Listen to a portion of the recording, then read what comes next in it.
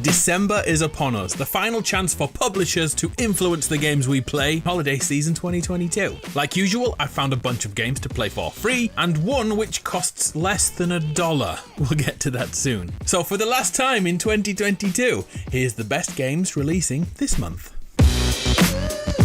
We shall begin with Marvel's Midnight Suns. The quickest way to describe this is Marvel crossed with XCOM. Yup, it's a tactics game. We are a member of a superhero supergroup which are sent into daily battles. We then take turns performing moves and moving around the battlefield, kinda like chess. In the XCOM games, weapon accuracy always meant there was a chance you would miss your attack, whereas superheroes simply don't miss. So instead, a new card system is here to randomly restrict or change each fight. That's only half the game. The other half of the game seems to be a social simulator. We all live at the Abbey when outside of combat, kinda like a frat house for superheroes, and it's your job to build up relationships with other members of the team. Do it well enough and Wolverine, Iron Man, Blade, whoever you successfully spend time with will have access to upgraded skills and abilities as your relationship grows. Say the wrong thing and then suddenly Doctor Strange doesn't like you.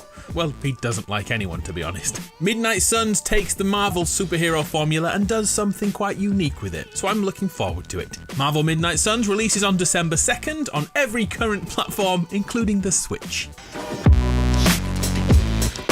Okay, the real headliner for the month of December is the Callisto Protocol, a survival horror outing in space. Let's address the elephant in the room. If you're getting Dead Space vibes, it's for good reason. The settings are almost identical, and the game's director formally created the entire Dead Space series. And it just so happens a new Dead Space game is coming in January to further confuse this situation. We play as an interstellar freight transporter in the year 2320. And then, of course, things go wrong, and we must survive an alien invasion which mutates the inhabitants of a prison we must go through, using anything we can get our hands on to survive, such as the grip gun, a gravity gun that lets us pick up objects and enemies and use them as a shield, or just yeet them across the room with their limbs flying off. Lovely. Of course, that's only one way to approach encounters. We've also seen devastating melee attacks, subtle stealth gameplay, and we are told it's all linked to skill trees for progression. The Callisto Protocol is heavily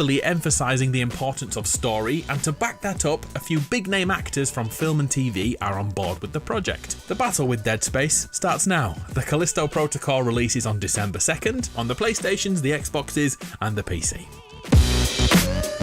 December will also see the return of the Need for Speed series. Unbound changes the tone and feel of the franchise, and it kinda looks anime. At its core, it's more Need for Speed you've played for years, racing by day and night in which cops are itching to take you down. Unbound has confirmed over 140 cars, including many licenses from Aston Martin, Ford, McLaren, and Porsche, to name a few. Customization is a huge part of the game, with access to tuning and body kits for all vehicles, creating thousands of potential setups and combinations for those people who really want to be fully in control of their ride. The story kicks off with two friends running an auto shop, and after a burglary they must take part in illegal races to win back their stolen gear, and of course they get hooked on that adrenaline and keep going. Multiplayer modes have been confirmed in the open world city, and hey, if you're getting flashbacks to the cop AI in older games, you should know that police AI is now adjustable. The kamikaze cops are definitely an issue of the past. Need for Speed Unbound is the third game in a row, dropping on December 2nd, but this time only the PS5, Xbox Series and PC are confirmed. Last gen consoles are being left behind.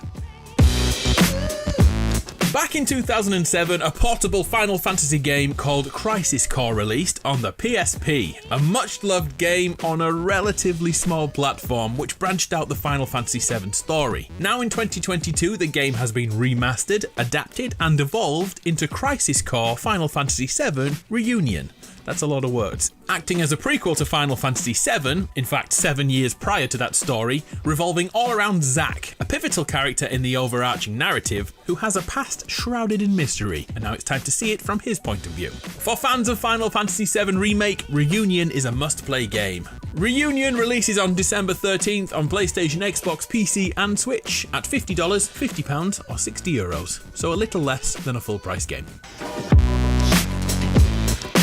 A reduced price game you may want to know about is Hello Neighbor 2. The original game was a clever take on breaking into a neighbor's home to find out their eerie secrets. The idea was good, the implementation was not so good. Well, finally, after many iterations and improvements, it's time for Hello Neighbor 2. This time we play as a journalist who comes to town in the pursuit of a story. The core gameplay is then stealth horror. We must break into houses around the neighborhood as their owners pursue us. Here's the best bit. Those people will adapt to your actions. For instance, if you constantly come in at nighttime, they'll sleep during the day, so they'll be alert the moment you venture onto their property. When chased, they'll look in more realistic places, and if you hide in the same place more than once, it's likely they will figure that out. As you adapt, they adapt, keeping the gameplay dynamic and that feeling of uncertainty and anxiety constantly with you. If you want to break and enter, look out for Hello Neighbor 2 on December 6th on PlayStation, Xbox and PC.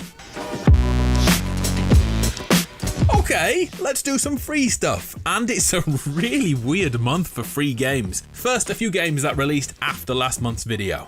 Destroy All Humans Clone Carnage is totally free on Steam. It's totally free on Xbox. But for some reason on PlayStation, it costs 2 cents in the US, 25 cents in Europe, and here in the UK, it costs 20 pence. I have no idea why. A standalone multiplayer mode supporting 4 players online or 2 in local co-op split screen. With 6 maps and 4 game modes to play, it's basically some dumb alien invasion fun with friends for a few evenings. It won't last you forever, but it's a good change of pace. And it also has the Platinum Trophy if that's your jam. Next, Gundam Evolution officially releases on November the 30th or December the 1st, depending on where you live in the world. It's a 6-on-6 arena shooter focusing solely on Gundam mobile suits and their fighting prowess. The devs have worked on a boost system to accelerate your Gundam towards fights or to evade attacks, and that leads into a class system where different Gundams have slightly different properties. It's quite usual. If your suit has more health, you are expected to play as a tank and protect your teammates and gain aggro. The supports have healing abilities, and everyone else is there to fire as many bullets as possible to achieve the objective. With Overwatch's recent revival and going free to play, Gundam Evolution will need all the players it can, so if this is appealing to you, you hold the power to keep it alive on PlayStation, Xbox and PC. Oh, I did intend to tell you about a Japanese MMORPG which made its way over to console last month, Eternal Kingdom Battle Peak. It's known as a PC and mobile game which is trying to add more platforms for its player base with cross-play and cross-progression. Eternal Kingdom follows the usual high fantasy MMO tropes by creating a character with a certain playstyle and taking on missions in this vastly open world. I'd love to tell you about how great the gameplay is, but here in the UK, the game was removed from the PlayStation Store. I've reached out to find out why, yet nothing has returned to me. It's been suggested December will see it returned. From what I'm told though, the NA version is up and running quite smoothly, so it's an option if you're looking for a new MMO on mobile, PC and console right now.